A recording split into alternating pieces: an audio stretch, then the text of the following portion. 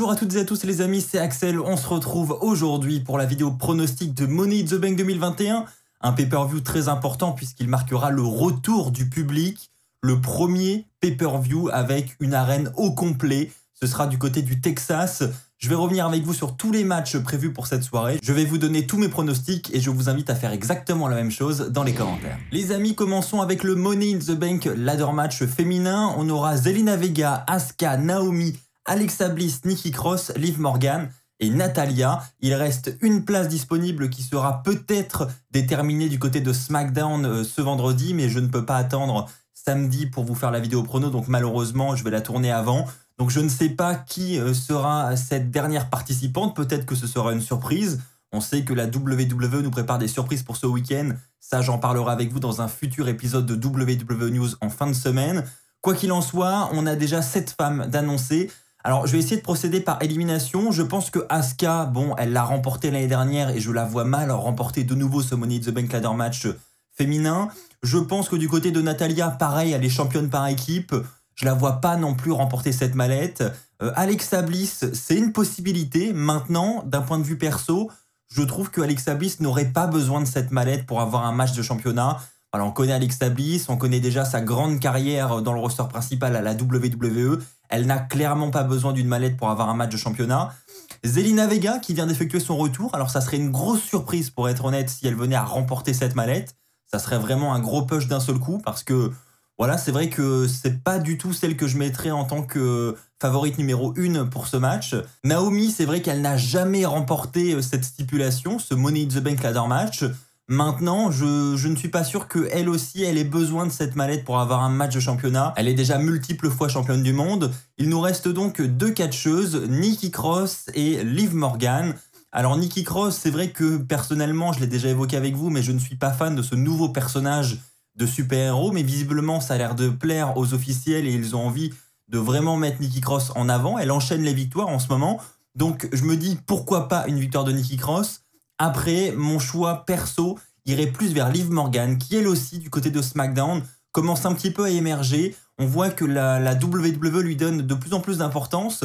Et je pense que ça peut passer par une victoire du Money in the Bank ladder match ce dimanche. Et ça serait une bonne chose parce que, voilà, au vu de ses speeches, au vu de la prestance qu'a Liv Morgan, je trouve, elle a clairement moyen d'être une très bonne Miss Money in the Bank. Donc, très clairement, j'espère que c'est elle qui va gagner. Selon moi, elle a toutes ses chances. Les amis, on enchaîne avec Rhea Ripley qui va affronter Charlotte pour le titre féminin d'Euro. Alors, pour être tout à fait honnête, c'est pas le match que j'attends le plus de la soirée parce que, bon, c'est du déjà vu, hein, c'est un match qu'on a l'habitude de voir maintenant. Donc, bon, pas plus de hype que ça. Maintenant, je pense qu'il y a un élément qui devrait tourner autour de ce titre, c'est Becky Lynch. On l'attend, Becky, depuis le temps qu'on attend son retour.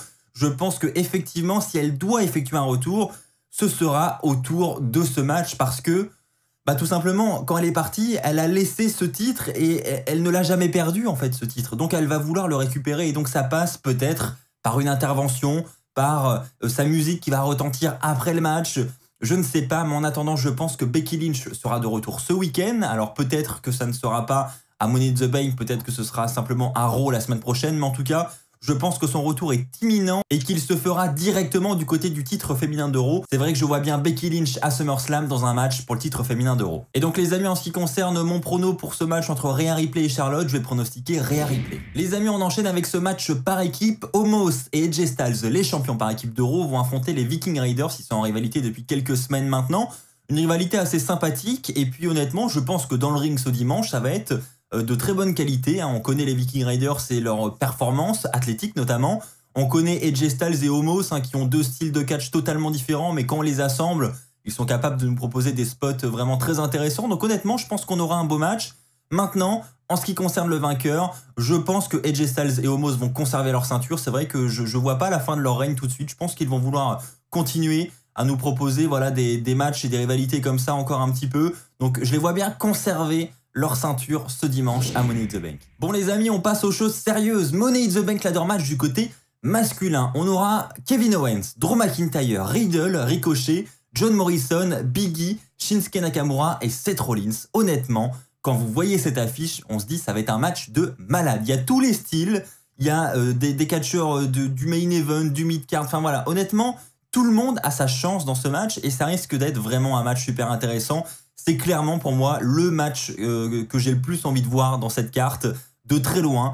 Donc là pareil, on va essayer de procéder par élimination. Moi je vais déjà enlever Nakamura parce que voilà, Nakamura pareil, je ne le vois pas remporter cette mallette et je ne le vois pas retourner tout de suite dans le main event.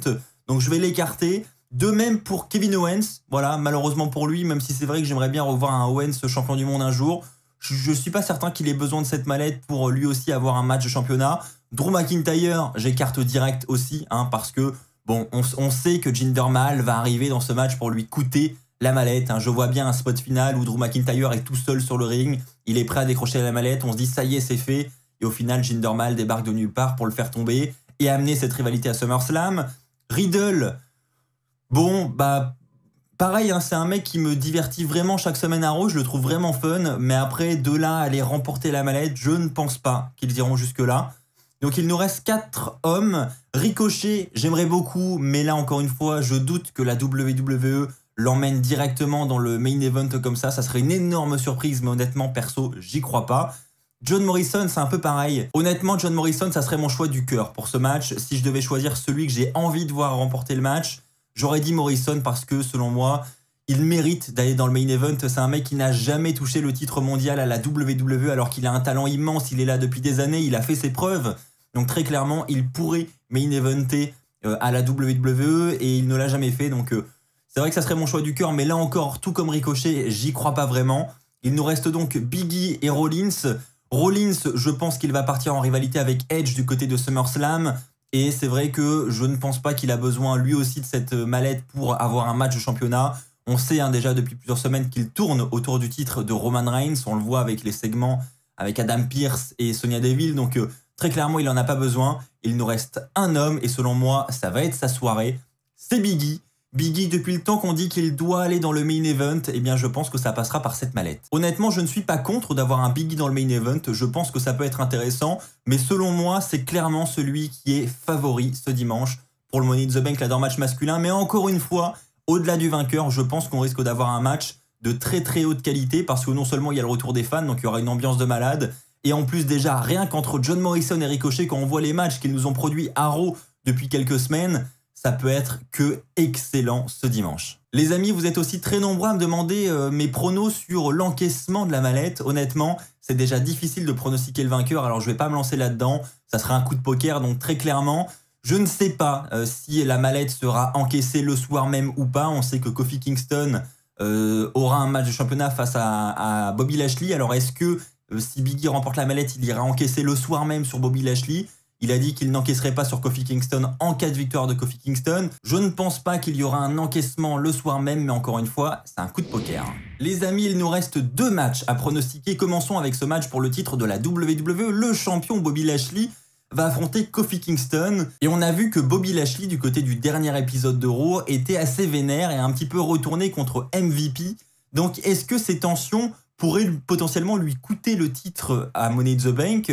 Bon, honnêtement, je ne pense pas. Je pense vraiment qu'on ira vers une victoire de Bobby Lashley. Donc, ça va être mon pronostic. Je pense que Bobby Lashley va conserver son titre pour aller jusqu'à SummerSlam. Alors maintenant, est-ce qu'on aura une surprise après le match du style retour de Brock Lesnar pour mener à ce match qu'on attend entre Bobby Lashley et Lesnar du côté de SummerSlam?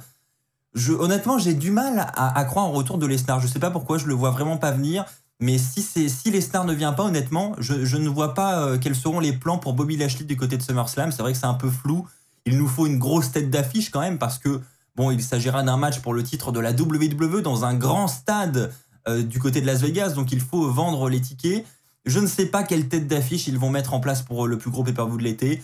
Donc bon, s'il n'y a pas de retour de Lesnar, honnêtement, le suspense est total. En attendant, en ce qui concerne Money in the Bank, c'est vrai que je ne vois vraiment pas Kofi Kingston remporter le titre. Ça me semble vraiment compliqué de voir Kofi Kingston devenir champion de la WWE à ce stade-là. Et enfin les amis, passons à ce match pour le titre universel, un match que j'attends énormément aussi parce qu'il faut dire que la rivalité du côté de SmackDown est excellente depuis des semaines. On a le champion universel Roman Reigns accompagné de Paul Heyman et il affrontera Edge, le challenger numéro 1. Donc Edge a quand même beaucoup pris l'avantage dans cette rivalité. C'était très souvent lui qui concluait SmackDown avec un Roman Reigns soit qui prenait la fuite, soit qui était au sol.